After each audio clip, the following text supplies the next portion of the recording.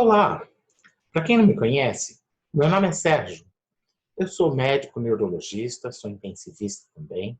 Também sou psicólogo, com formação em sexologia clínica, em psicanálise, em psicologia analítica e também em hipnose ericksoniana e terapia regressiva.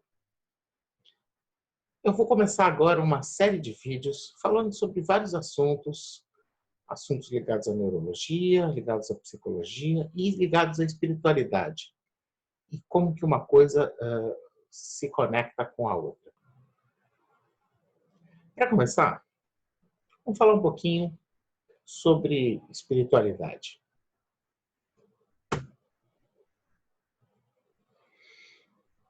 As pessoas confundem muito espiritualidade e religiosidade. É interessante a gente definir um pouquinho esses termos. O que é religiosidade? Religiosidade tem a ver com a religião. A religião é a crença na existência de uma força ou de forças sobrenaturais que são consideradas como criadoras do universo ou criadora do universo e que, como tal, devem ser adoradas e obedecidas.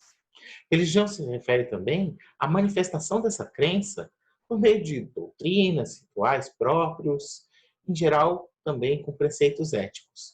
E está representada por cada uma das religiões que existem pelo mundo. A gente conhece aqui muito as religiões cristãs, mas são apenas uma parte das muitas religiões que as pessoas têm mundo afora. Mas a religião sempre fala um pouco a respeito dessa organização, de uma coisa organizada, de uma coisa que tem regras, que tem rituais e que dizem o que é certo e o que é errado. Uma pessoa religiosa é uma pessoa que tem uma religião, que cumpre os preceitos, os deveres da religião. No Brasil é muito comum a pessoa falar: eu sou católico, mas não sou religioso. Ou eu sou católico, mas não vou à igreja. Ou vou pouco à igreja. As pessoas têm essa ideia de que ser religioso é ir à igreja, participar do ritual.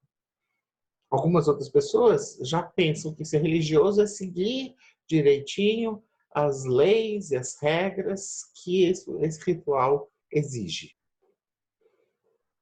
Quando a gente fala de espiritualidade, a gente está falando de espírito. E espírito pode ser considerado, né, como aquilo que é a parte que não é material do ser humano, que não é o corpo. Ou seja, espírito e alma podem ser considerados sinônimos. Um espírito seria uma suposta entidade superior que transcende, então, a matéria, né? E que pertence, então, a uma ordem sobrenatural, que não faz parte da natureza que a gente conhece. Espiritual é tudo aquilo, então, que seja relativo ou pertencente ao espírito e não à matéria, aquilo que é incorpóreo, aquilo que é imaterial, e aquilo que é sobrenatural, aquilo que é místico. Espiritualidade, então, seria a qualidade ou caráter de uma coisa espiritual. Mas a gente usa esse termo também para dizer a respeito de uma busca pelo significado da vida, pelo sentido de conexão com uma coisa que é maior que a gente. A busca pela essência, pelo o que a gente realmente é, lá no fundo, por trás de todas as aparências. É também o reconhecimento de uma dimensão misteriosa, ilimitada da existência, que não precisa passar por uma explicação religiosa necessariamente. A pessoa pode ter uma espiritualidade e não ter uma religião. Ela pode ser ateia, nem acreditar em Deus, mas ter uma experiência que transcende a razão ou a matéria e a sua própria intelecto. Ou seja, a espiritualidade ela não depende dos rituais locais, nomes, igrejas, assim por diante. Ela é independente de tudo isso. Para a gente poder entender um pouco melhor, é importante a gente entender o que a gente está falando quando a gente fala de espírito, então, em relação à matéria. Esse é um problema filosófico muito antigo. A maneira mais antiga de se pensar, se pensava num dualismo, ou seja, existe o corpo, existe a alma, existe a matéria, existe o espírito. E são coisas separadas. A alma é como se fosse uma coisa que mora dentro do corpo, e até hoje uma boa parte das pessoas pensa dessa maneira. Isso a gente chama de dualismo. Mais recentemente, né, nos últimos 2, 3 séculos, começou a se pensar que isso não funciona, não pode funcionar direito, porque não poderia existir uma interação entre coisas que são de natureza diversa. Matéria é uma coisa diferente e que não pode, então, interagir com o espírito. Como que o espírito, que não é uma coisa material, pode agir sobre a matéria? A gente pensa na matéria agindo sobre a matéria através da energia, que é uma propriedade da matéria.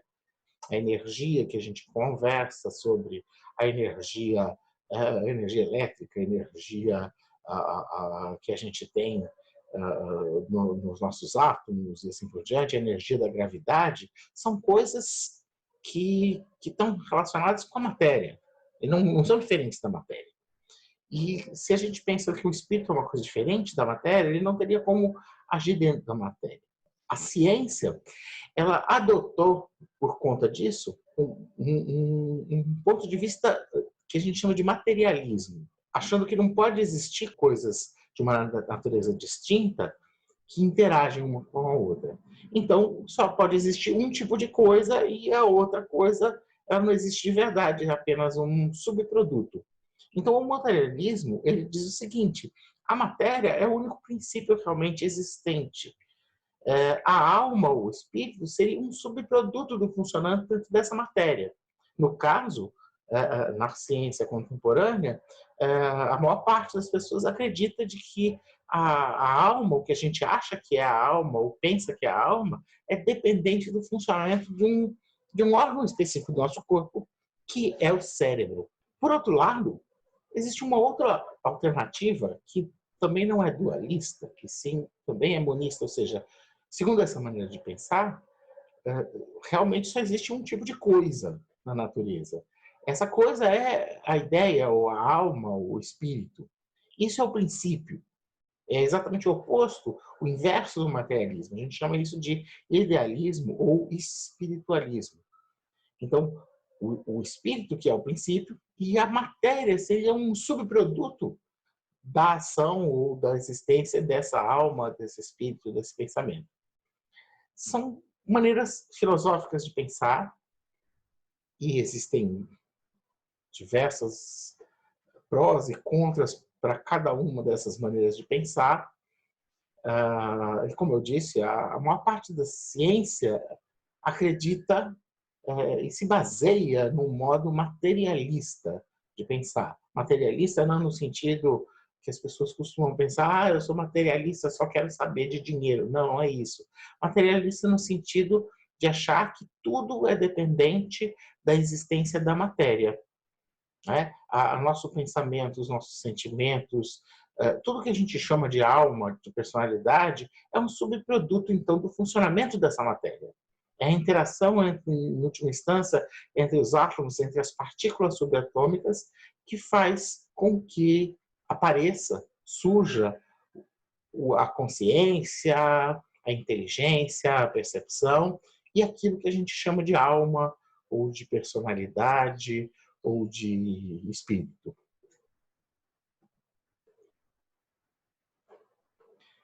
Então, quando a gente fala de neurologia, ou de neurociências como um todo, vários campos da ciência que estudam, né, a parte neurológica, elas estão estudando o sistema nervoso, ou o sistema nervoso central, principalmente. Estudam o cérebro. Né? Aqui vocês têm imagens de ressonância magnética mostrando a estrutura desse órgão bastante interessante, que é o nosso cérebro. Então, a neurologia, a neurofisiologia, a neuroanatomia, a neurocirurgia e assim por diante, tentou estudar, então, a estrutura desses órgãos, né, do cérebro e dos outros órgãos que compõem o sistema nervoso, as funções disso, como funciona isso, seja em como funcionam as células nervosas, que são os neurônios e as outras células que existem dentro do sistema nervoso, seja de uma maneira um pouco mais macroscópica também, as áreas, os lugares, né? Cada pedacinho diferente desse cérebro. Essa área do cérebro tem uma função X, essa outra área, o cérebro tem outro tipo de função, essa outra área tem outro tipo de função e assim por diante. Então, nós procuramos saber como que funciona isso, em termos da neurologia. E a neurociência começa a tentar buscar como que as funções psicológicas, da psicologia, ou seja, do comportamento, do pensamento, do sentimento, se dão dentro desse cérebro. Porque parte desse princípio materialista, então, de que o cérebro é a matéria e é a origem do pensamento, do sentimento e assim por diante. Então, a gente tenta estudar na neurologia como que isso funciona, como que a parte da psicologia deriva, né? Como que a estrutura, o cérebro em si, funciona para gerar essa parte psicológica. E a gente faz isso através de estudar a anatomia do cérebro, pega uma pessoa que morreu e corta, né? Depois que morreu, corta, abre a cabeça, tira o cérebro, corta, faz cortes do cérebro e a gente começa a dar nome para as regiões, para as múltiplas regiões aparentemente diferentes que tem dentro desse cérebro. Então, descrevendo essa anatomia, semelhanças e diferenças entre esses cérebros de uma pessoa e de outra, olhando para isso no microscópio, para ver como que essas células se organizam, e chegando até os microscópios eletrônicos para ver detalhes de cada uma dessas células, assim por diante. Isso vai ficar um pouco para um outro vídeo. A gente vai explicar isso com mais detalhes em outro vídeo. E a gente também estuda bastante, para a gente entender o cérebro, a gente estuda também pessoas que sofreram doenças ou lesões do cérebro. Uma pessoa que teve um acidente vascular encefálico, as pessoas conhecem muito como derrame, ou um tumor no cérebro, ou algum acidente que teve uma lesão no cérebro, e quais são as mudanças que acontecem, o que essa pessoa passa a não conseguir mais fazer, ou passa a fazer de maneira diferente depois que acontece essa lesão. Dessa maneira, a gente infere, a gente supõe, então, que essas áreas que foram lesionadas, foram afetadas, foram mortas, elas serviam para executar tais e tais funções. Tudo isso nós vamos ver num outro vídeo. Já a psicologia, a raiz dessa palavra, ela significa o discurso da alma, ou o estudo da alma, né? Então, a psicologia estuda o que a gente costuma chamar de mente.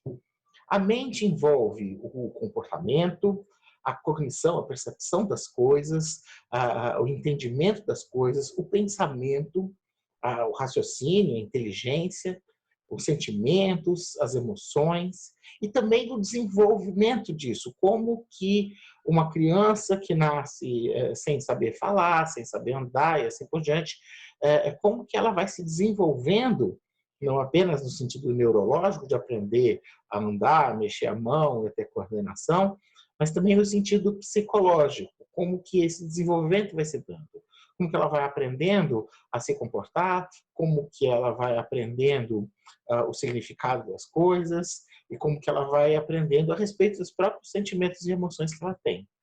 E a psicologia, desde o começo, procura estudar a parte da psicologia que a gente chamaria de normal, mas também, principalmente, parecido com a medicina, até porque a psicologia ela começou através de pessoas que eram médicos, que estavam dentro da medicina.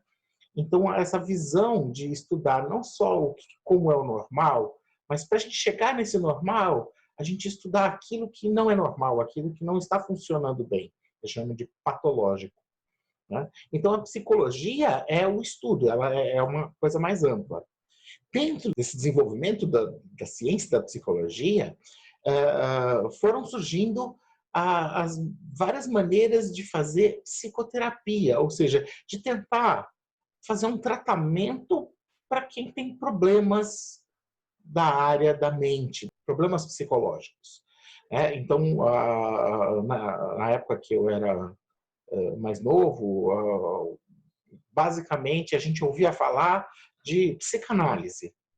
Eu, quando estava ainda na faculdade de medicina, a minha noção era de que psicoterapia e psicanálise era a mesma coisa. E tem muita gente que ainda pensa isso. Psicanálise é um tipo específico de psicoterapia. Né? Existem outros tipos de psicoterapia. E isso depende muito também dos princípios filosóficos que norteiam uma maneira de pensar dentro da psicologia. Então, por exemplo, existe a psicologia comportamental, que se interessa pelo resultado, pelo comportamento das pessoas. Que diz que o pensamento é um tipo de comportamento. É um comportamento que a gente pensa com palavras, é como se a gente estivesse falando para si mesmo. Então, que o importante é a gente estudar o comportamento, o que causa um comportamento, o que impede um comportamento, como que a gente desenvolve os comportamentos. Então, tem uma linha que vai estudar e agir diretamente em cima disso. Uma outra linha que se preocupa com a cognição, ou seja, como nós percebemos as coisas à nossa volta, como nós percebemos os nossos próprios sentimentos, as interações que nós temos com as outras pessoas. Isso levou a uma linha de psicologia que a gente chama de cognitiva. E tem uma linha que junta essas duas coisas, que é muito conhecida hoje, que é a linha cognitivo-comportamental. E cada uma dessas coisas envolve uma maneira diferente de fazer psicoterapia. Já a psicanálise foi criada há mais de 100 anos atrás pelo Sigmund Freud, e ela tenta buscar as raízes dos problemas das pessoas nas coisas que aconteceram com essas pessoas lá na infância. Então, tenta, através de conversa, de deixar a pessoa conversar e falar sobre as suas coisas, deixar que venham à tona coisas, lembranças que sejam lá da infância. Através, inclusive, de análise de sonhos e mais um monte de outras coisas que são da técnica da psicanálise. Então, na verdade, existem várias linhas ou correntes de psicoterapia. Hoje nós temos mais de 400 tipos diferentes de psicoterapia que são aprovados para o uso, por exemplo, nos Estados Unidos, que são consideradas psicoterapias válidas, que podem ser usadas por psicólogos para tratar das pessoas com problemas emocionais. O que eu queria, então, que ficasse bem claro é que são níveis diferentes de coisas. Eu falei de espiritualidade, espírito, falei de corpo, de cérebro, e estou falando aqui da mente. Na verdade, a mente ela não é igual à alma, embora a psicologia, o termo remeta a uma questão da alma. Como se fossem 3 níveis diferentes. Tem um nível do cérebro, tem um nível do pensamento, do sentimento, que está na mente, que a psicologia estuda. E tem um nível da espiritualidade que transcende. Inclusive, existem linhas de psicologia que incorporam essa parte transcendental. Né? Existe toda uma linha de psicologia derivada de uma coisa que a gente chama de psicologia transpessoal e que não vai ignorar a existência desse tipo de questão espiritual. E é um pouco a linha que eu vou buscar passar aqui para vocês dentro dessa sequência de vídeos. Por hoje, já ficou bastante extenso. Eu queria mostrar um pouquinho isso, essa coisa mais básica, o que é neurologia, o que é psicologia, o que é espiritualidade, esses 3 níveis, corpo, mente, alma. Corpo, neurologia, mente, psicologia, alma, espiritualidade. Em outros vídeos nós vamos falar com mais detalhes de cada uma dessas coisas. Quero deixar aqui também os meus contatos, me deixando à disposição para qualquer pessoa que queira entrar em contato comigo, tirar alguma dúvida e assim por diante. A maneira mais fácil de entrar em contato comigo é ou através do WhatsApp, ou Telegram, ou por torpedo, né? Tem aí o número, né? Eu estou aqui no Espírito Santo, em Vila Velha, então código 27. Esse aqui é o número do telefone onde você pode mandar um WhatsApp. Dificilmente eu atendo ligações de telefone, porque muitas vezes eu estou atendendo, fazendo outra coisa, e não posso atender uma ligação. Então, se quiser entrar em contato comigo, é melhor através de texto mesmo, pelo WhatsApp e assim por diante. Ou um texto maior pode ser mandado por e-mail, tem esses 2 e-mails. Pode ser entrar também em contato comigo pelo Facebook, se você acha pelo nome, Sérgio W. Baumel, ou @Dr. Baumel, ou @Sosepsi. Por enquanto é isso. Até a próxima.